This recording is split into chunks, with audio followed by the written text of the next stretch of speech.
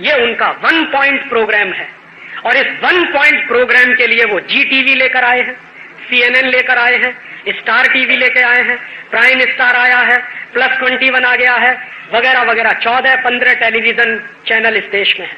और रात दिन उन सारे टेलीविजन चैनलों पर जो कुछ दिखाया जाता है वो मनोरंजन नहीं है, वो मेरे और आपके चरित्र को बर्बाद कर देने का एक साधन है।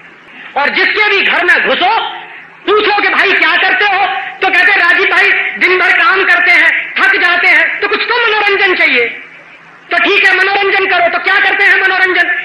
छोटे छोटे बच्चे बैठे हैं, उनके साथ उनके मम्मी पापा बैठे हैं, उनके साथ उनके दादा दादी बैठे हैं, उनके साथ उनके नाना नानी बैठे, 3-3 पीढ़ियां एक साथ बैठी है। और टेलीविजन पे क्या चल रहा? ATN पर क्या आता है? चोली के पीछे क्या चीज बड़ी है मस्त मस्त। और आप मुझे अपने दिल पे हाथ रख के कहो कि चोली वाला गाना सुनकर आपका मनोरंजन होता है या कुछ और होता है? चीज बड़ी है मस्त मस्त वाला गाना सुन के आपका मनोरंजन होता है या कुछ और होता है?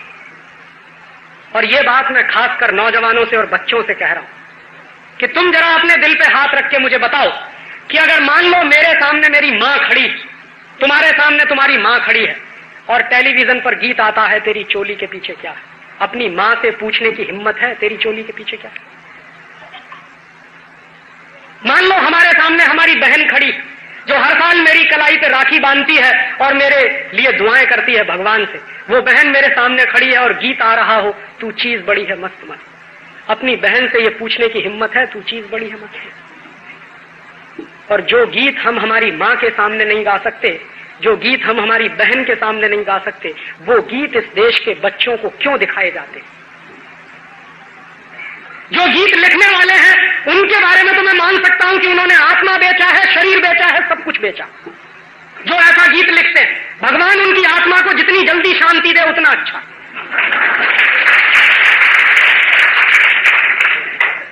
लेकिन उससे ज्यादा जो मुझे दूसरा गुस्सा आता है कि घर घर में जहां अभी भी भारतीय संस्कृति की बातें कही जाती हैं, जिस देश में मुझे बचपन से यह सिखाया गया यत्र नार्यस्तु पूज्यन्ते रमन्ते तत्र देवता, अभी उसी देश में मुझे कोई कहता है तू चीज बड़ी है मस्त मस्त। अभी उसी देश में कोई कहता है मुझे कि चोली के पीछे क्या। और इस देश में संस्कृति का कबाड़ा हो गया है। जब मैं देश के नौजवानों को ये गाते हुए सुनता हूं, मेरा दिल तो ये कहता है कि इस देश के नौजवानों को गाना चाहिए मेरा रंग दे बसंती चोला, लेकिन गा रहे हैं चोली के पीछे क्या है। ये संस्कृति का नाश हो रहा है, ये मनोरंजन नहीं हो रहा। और ये घर घर में आग लग रही है, सुलग रही है, अभी लगी नहीं है। जिस दिन घर घर में आग लगना शुरू हो जाएगी, आपसे देखा नहीं जाएगा कि आपके बच्चे क्या कर रहे हैं। दोस्तों, गलती किसकी? हमने गीत निकाले, कहने के लिए मुझे मजबूर होना पड़ा। गीत आया चोली के पीछे क्या है, चोली के पीछे क्या है। मैंने भी 4 शब्द कहे, 4 लाइनें कही कि इतनी सी बात घर मालूम नहीं थी तुम्हें, जानने का जो विचार मन में ही आया है। कि इतनी सी बात घर मालूम नहीं थी तुम्हें, जानने का जो विचार मन में ही आया है। तो बाहर किया क्यों ऐसा बड़ा हंगामा, और निजी प्रश्न को क्यों अंतर्राष्ट्रीय बनाया है।